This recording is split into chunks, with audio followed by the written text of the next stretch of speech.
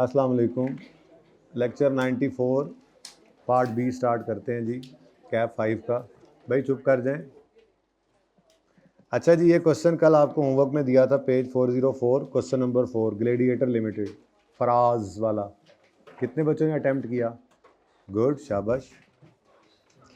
Faraz is a chartered accountant and employed as finance manager of Gladiator limited. ये हवाला आपको याद आ रहा होगा, जब हमने IFRIC 1 की थ्योरी पढ़ी थी तो वहाँ पर लिखा गया था कि अगर रीवैल्यूएशन और एस्टीमेट चेंज सेम डे पर हो तो पहले एस्टीमेट चेंज को ले लेना, फिर रीवैल्यूएशन। और रेफरेंस में लिखा हुआ था ग्लेडिएटर लिमिटेड वाला सवाल। ये वो सवाल था जो आपको होमवर्क में दिया, ठीक है। He has recently returned after a long medical leave and has been provided with draft financial statements. बीमार था, वापस आया तो अगलों ने ड्राफ्ट पकड़ा दिया। ये जी फाइनेंशियल स्टेटमेंट्स बन गई हैं for the year ended 30 June 2017। Following figures are reflected in draft, और ये फिगर्स उसमें नजर आ रही हैं जो फाइनेंशियल स्टेटमेंट्स बन चुकी हैं। While reviewing financial statements, he noted the following issues. As at 30 June 17, कल वाले सवाल के अंदर, वो कौन सा था, आतिफ वाला, उस सवाल के अंदर एस्टीमेट चेंज के शुरू में था जो उन्होंने नहीं किया था, इस वजह से डेप्रीसिएशन भी गलत थी। आपने घर पे गौर किया होगा, इस सवाल के अंदर ये मसला नहीं था। इस सवाल में जो होना था वो ईयर एंड पे होना था, नहीं हुआ था, तो वो करने से डेप्रीसिएशन में कोई मसला नहीं आना था। खैर चले। On 30 June 17, dismantling cost relating to a plant has increase from initial estimate of 30 million टू 40 मिलियन। फर्दर दूसरा काम क्या हुआ, ये भी दोनों काम इसी में हो रहे हैं ना। Further fair value of plant was assessed at 112 net of dismantling cost. अब वो कहता है जी, no accounting entries have been made in respect of increase in dismantling and revaluation. तो अब ये तो गड़बड़ है, ठीक है। उनकी रिक्वायरमेंट भी कुछ ऐसे ही है, डिटरमिन करो revised amounts of profit before tax, total assets and total liabilities after incorporating the impact of above adjustments.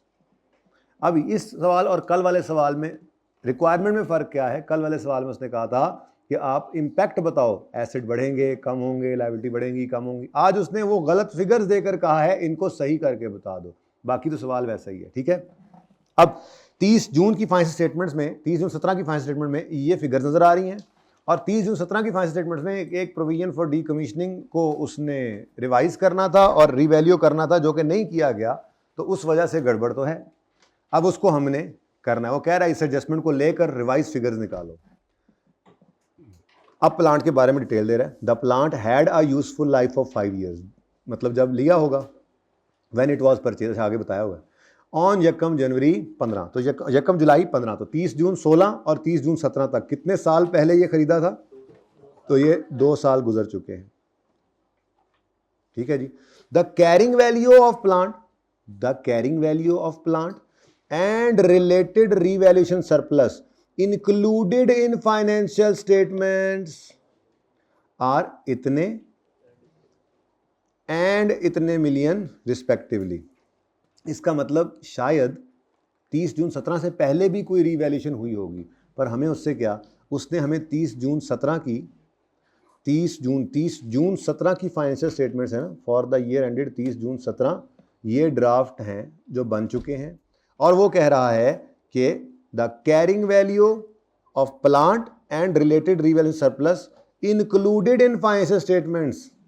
इसका मतलब ये फिगर 30 जून 17 की उसने हमें दे दी, ठीक है, जिसमें एसेट की कैरिंग वैल्यू 135,4 है, और ये क्या है जी, रिवैल्यूएशन सरप्लस पड़ा हुआ।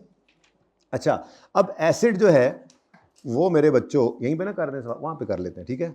एसिड चलते चलते चलते 135,4 पे पहुंच चुका है। डेट, डिस्क्रिप्शन, ये जो वर्किंग होती थी हमारी, तो date, description, asset, revaluation, surplus पहले से आ रहा है। कल वाले सवाल में तो कॉस्ट मॉडल था ना, प्रॉफिट एंड लॉस, और एक चीज हम ऐड कर चुके हुए हैं इस फॉर्मेट में, प्रोविजन। अब यकम जुलाई 15 को खरीदा था हमने, 15 को खरीदा था ना, वहां से चलते चलते चलते चलते 30 जून 2017 पर कैरिंग अमाउंट क्या है, 135.4। अच्छा मुझे बताओ, इस फिगर तक आते आते आते आते क्या कुछ हुआ होता है? कोई रिवैल्यूएशन हुई होगी तो वो बढ़ गया होगा, और वैसे नॉर्मली डेप्रीसिएशन इसमें से माइनस हो जाया करती है, ऐसा ही है। चलो अब वो क्या कह रहा है, ये जो 135.4 गिवन है ना, ब्रैकेट में कहता है ये है after depreciation for the year 17। अच्छा, यानी कि इस साल की डेप्रीसिएशन भी माइनस हो चुकी हुई है, तो इसमें कोई गलती है क्या?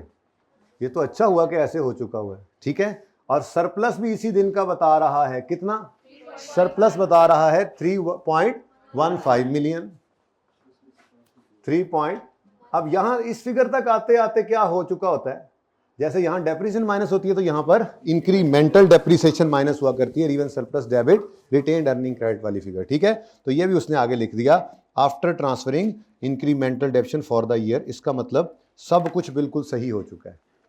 अब आज वाले सवाल के अंदर डेप्रीसिएशन का भी मसला नहीं है, क्योंकि 30 जून 17 तक पहुंचे, हम कहा करते थे, याद है, 30 जून 17 तक पहुंचे, फिर देखें मसला क्या हुआ है। अब चेंज कब हुआ है? एस्टीमेट 30 जून 17 पे, रिवैल्यूएशन कब हो रही है? 30 जून 17 पे। तो 30 जून 17 तक तो वो सही आए हुए हैं, ठीक है, सही है। हाँ, लेकिन एक मसला था, ये उसने नहीं बताई, तो ये निकालनी पड़ेगी हमें, ये उसने गिवन नहीं की हुई। चलो बताओ जी, इनिशियल एस्टीमेट भी उसने बताया, देखो at 30 June dismantling cost relating to plant has increase from initial estimate of 30 to 40। अब अभी पुरानी वाली बात यहां तक लानी है, 30 जून 17 पर इसने चेंज होना, 30 जून 17 पर लाए तो सही, 30 जून 17 पर लेकर किसको आना है? डिस्काउंट रेट कहीं सवाल में देखो 8% है। अब हमने 1 जुलाई 15 को जब ये एसिड खरीदा था तो उसकी लाइफ थी 5 साल, 30 जून 16 आया, 30 जून 17 आया, 2 साल गुजर गए, लाइबिलिटी के कितने करीब हो चुके? 2 साल। कितनी दूरी है? 3 साल, तो -3 जी 20.8, ठीक है। ब्लू और रेड भी दे दो दोनों। अच्छा, अब यहां तक तो सवाल हमें ले आया, कुछ हम खुद आ गए। अब इस दिन क्या हो रहा है, प्रोविजन में भी चेंज आ रहा है और रिवैल्यूएशन भी। पहले क्या करेंगे? चेंज इन एस्टीमेट, क्योंकि लॉजिक उसकी मैंने बता दी थी, वैसे थोड़ी सी लॉजिक ये है कि आपने रीवैल्यूड अमाउंट के अंदर इस फिगर को ऐड करना होता है ना, तो पहले ये फिगर निकाल लिया करें, ताकि, क्योंकि उसने देखो क्या दिया हुआ है, कभी कभी करता है ना ऐसे ही कि रीवैल्यूड अमाउंट क्या है? Net of restoration cost. आज भी नेट ऑफ रिस्टोरेशन कॉस्ट है, तो आपको फिगर खुद ऐड करना पड़ती है, ठीक है। तो इसलिए पहले आप क्या करेंगे?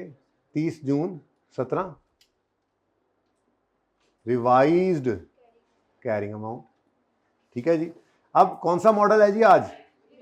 कैसे पता लगा? सरप्लस वगैरह आ रहा है, सरप्लस वगैरह आ रहा है, ऐसे ही है ना।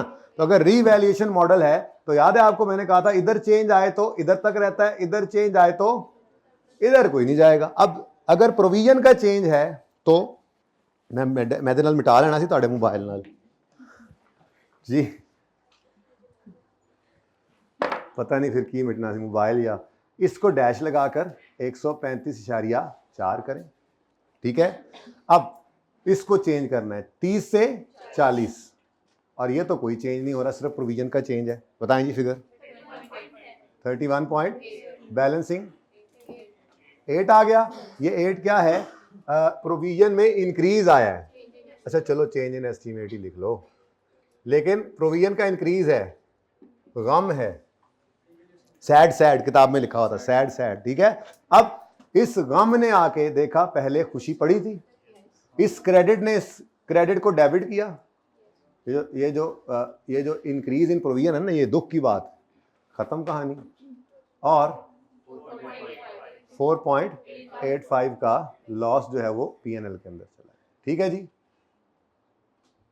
लो जी, ज्यादा राशि नहीं लग गया, समझ आ रही है? अच्छा, उसके बाद अगला काम क्या है? इसी दिन रिवैल्यूएशन हो रही है। अब अगर रिवैल्यूएशन है तो 30 जून 17 पर एक लाइन खाली छोड़कर रीवैल्यूड अमाउंट लिखेंगे। अब रीवैल्यूड अमाउंट उसने बताई है नेट ऑफ रिस्टोरेशन कॉस्ट, कितने में? Fair value is 112, net of restoration dismantling cost कितनी जी? 112। अब अगली बात, अगर एस्टीमेट चेंज है, ये रीवैल्यूएशन है, तो चेंज एसेट में आएगा।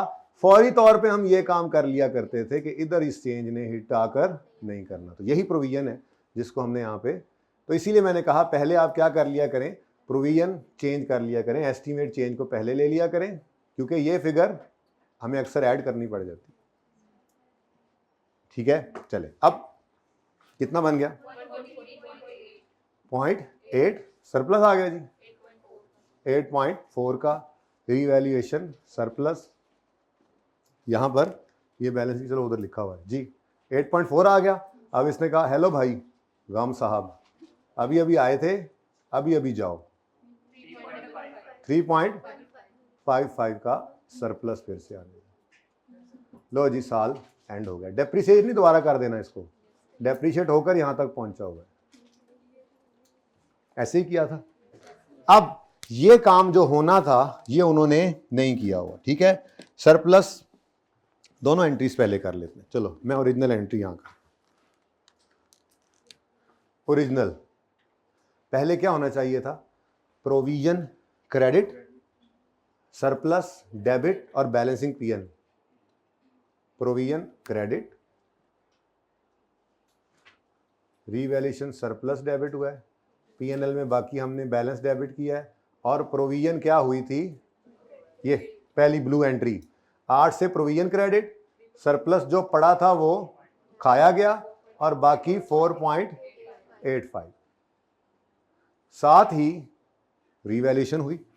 अब ये रीवैल्यूएशन क्या हो रही है, एसेट डेबिट कितने से 8.4 से, पीएनएल क्रेडिट मैंने पहले लिख दिया माजरत, चलो रीवैल्यूएशन सरप्लस, लेकिन ये रीवैल्यूएशन सरप्लस कहाँ जाता है, इन ओसीआई, ये क्रेडिट ये बैलेंसिंग फिगर होनी है,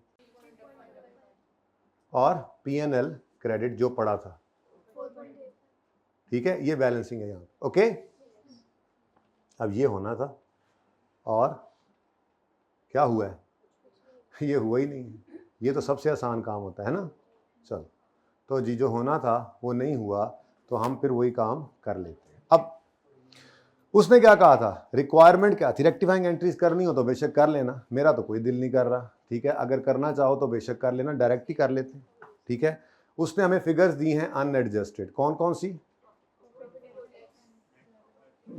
लफ्ज क्या लिखा वहां पे, profit before tax, total assets, total है profit before tax, total assets और टोटल लायबिलिटीज जी। अब ये गलत वाली फिगर्स, ये एडिशनल काम था कि फिगर्स दी गई थी कल वाले सवाल में, उसने सिर्फ इंपैक्ट मांगा था, गलत फिगर्स 125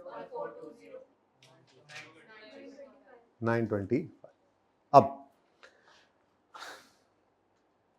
एसेट, लायबिलिटी और प्रॉफिट, ये तो उनमें से कहीं भी नहीं आता। मैं रेड से कहूँ ज़रा दूर से नज़र आए। ठीक है, ये तो कहीं नहीं गया।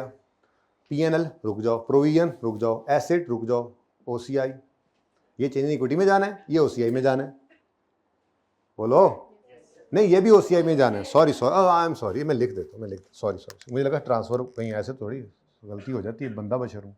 अच्छा, लेकिन ये दोनों नहीं आने, क्योंकि उसने हमसे ओसीआई पे इम्पैक्ट मांगा, नहीं मांगा तो वो भी कर देते। ठीक है, आगे बढ़े।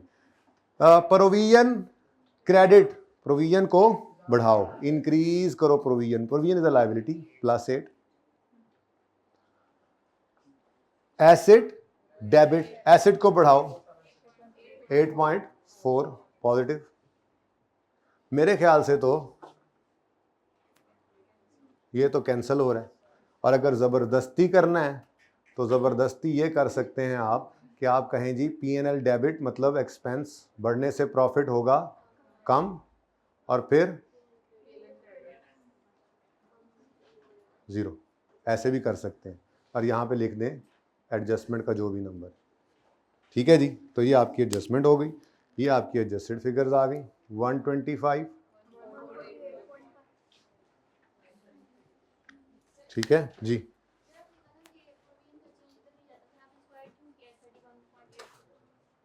कहाँ बेटा, प्रोविजन का चेंज इधर ऐड नहीं होता, ये प्रोविजन फॉर डीकमीशनिंग तो एसेट में ऐड होती थी ना, तो ये figure net of restoration cost है ना, तो रिस्टोरेशन कॉस्ट को जैसे स्टार्ट के अंदर कॉस्ट प्लस प्रोविजन की प्रेजेंट वैल्यू करते हैं, ऐसे ही इस दिन वाली रीवैल्यूड अमाउंट में प्रोविजन फॉर डीकमीशनिंग नहीं पड़ी तो उसको ऐड किया। ये चेंज इन प्रोविजन तो ये 8 है, ये तो आपने एसेट में प्रोविजन को जो रिकमीशनिंग डिसमेंटलिंग को जो ऐड करते हैं जो पहले दिन किया था, जिसकी एंट्री होती है एसेट डेबिट, कैश क्रेडिट और कुछ प्रोविजन क्रेडिट, तो वो जो एसेट के अंदर डेबिट हुई पड़ी होती है प्रोविजन। पहला सवाल देखो ना जाके।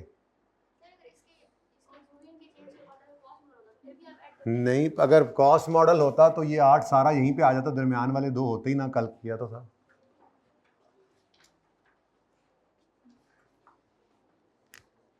देख लो तसल्ली से। हाँ जी, चलें जी, अब बस करते हैं पार्ट बी की। ज़रूरत पड़ी तो पार्ट सी एंड पे कर लेंगे, ठीक है जी। इसको क्लोज करें।